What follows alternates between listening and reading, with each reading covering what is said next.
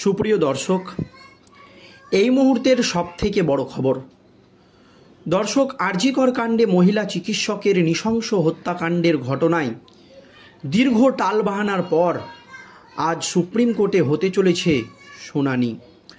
আর এই শুনানির দিকে তাকিয়ে রয়েছে গোটা বাংলাসহ গোটা দেশের সমস্ত শুভবুদ্ধি সম্পূর্ণ মানুষ।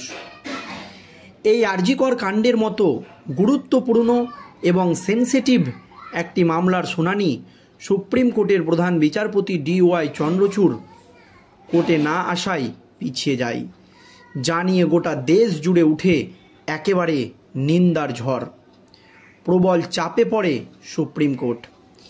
এই আবহে অনেকে মনে করেছিল হয়তো ডিএর মতো একটি গুরুত্বপূর্ণ মামলাকে যেভাবে পিছিয়ে দেওয়া হচ্ছে, বা 26,000 চাকরি বাতিলের মামলা যেভাবে বারবার সুপ্রিম কোর্টে পিছিয়ে যাচ্ছে, এই আরজিকরের মামলা এবং এত গুরুত্বপূর্ণ এবং সেনসিটিভ একটি মামলা পিছিয়ে দিবেন না তো সুপ্রিম কোর্টের প্রধান বিচারপতি DY চন্দ্রচূড়?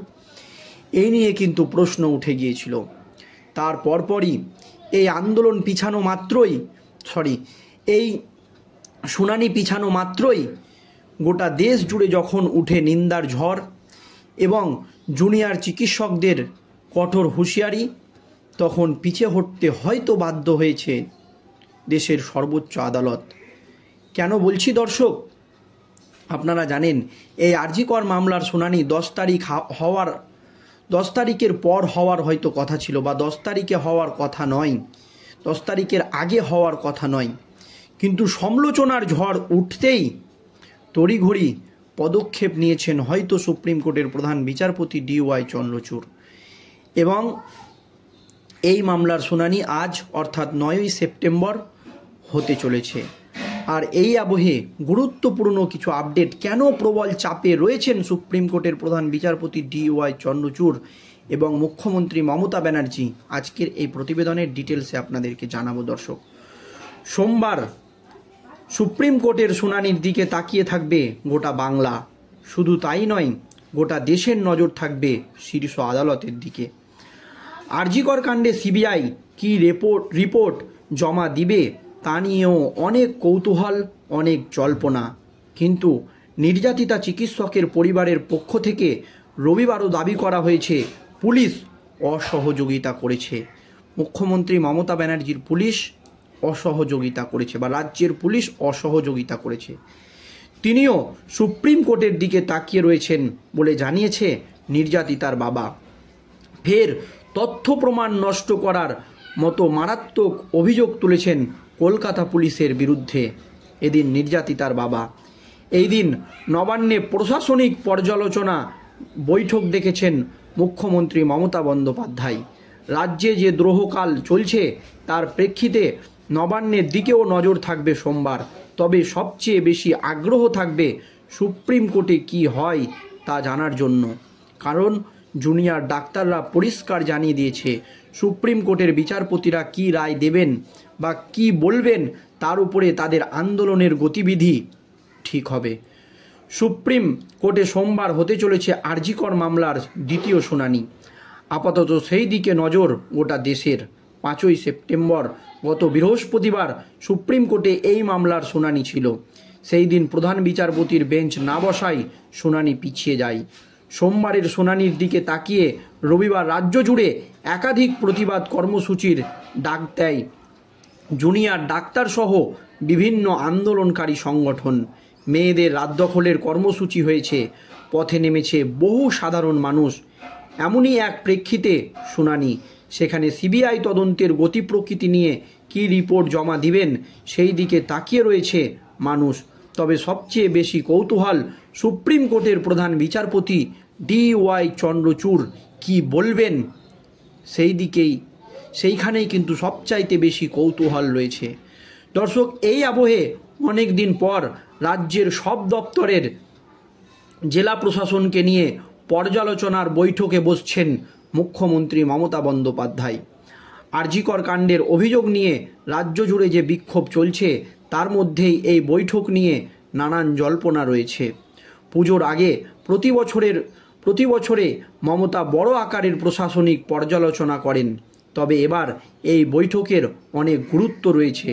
সেই বৈঠকের আগে রাজ্যের সব দপ্তরকে কড়া চিঠি পাঠিয়েছেন নতুন মুখ্য সচিব মনোজ পান্ত।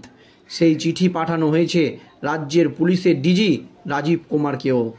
চিঠি গিয়েছে সব জেলাশাসক, পুলিশ কমিশনারেট এবং কমিশনার এবং ডিভিশনাল কমিশনের কাছেও।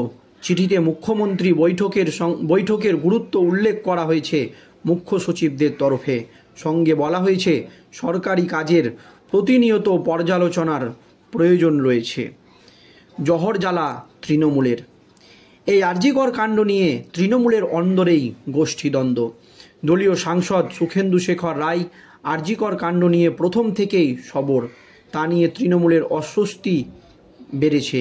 রবিবার সেই অস্বস্তি বাড়িয়ে দিয়েছেন দলের আরও এক রাজ্যসভার সাংসদ জহর সরকার। এই প্রথম শাসক দলের কোনো সাংসদ ইস্তফা দেওয়ার সিদ্ধান্ত নিয়েছে। শুধু তাই নয়, রাজনীতি থেকেও সরে দাঁড়ানোর সিদ্ধান্ত নিয়েছে জহর। মুখ্যমন্ত্রী মমতা বন্দ্যোপাধ্যায়কে লেখা চিঠিতে জহর বলেছেন, আমি 1 মাস ধৈর্য ধরে আরজিকর হাসপাতালের ঘৃণ্য ঘটনার বিরুদ্ধে সবার প্রতিক্রিয়া দেখছি আর ভাবছি আপনি কেন সেই পুরনো মমতা ব্যানার্জির মতো ঝাঁপিয়ে পড়ে সরকারি জুনিয়র ডাক্তারদের সঙ্গে কথা বলছেন না। এখন সরকার যেসব শাস্তিমূলক ব্যবস্থা নিচ্ছে তা এক কথায় অতি অল্প এবং অনেক দেরি হয়ে গিয়েছে। এরপরে মুখ্যমন্ত্রী তাকে পদত্যাগের সিদ্ধান্তর পুনর্বিবেচনার জন্য অনুরোধ করেন। জহর জানান, তিনি মানুষকে কথা দিয়েছেন আর ফেরা সম্ভব নয়।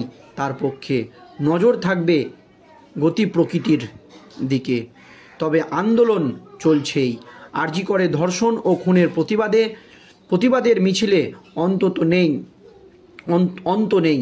প্রতিদিনই বিভিন্ন ক্ষেত্রের মানুষ বিভিন্ন ব্যানার নিয়ে মিছিলে যোগ দিচ্ছেন।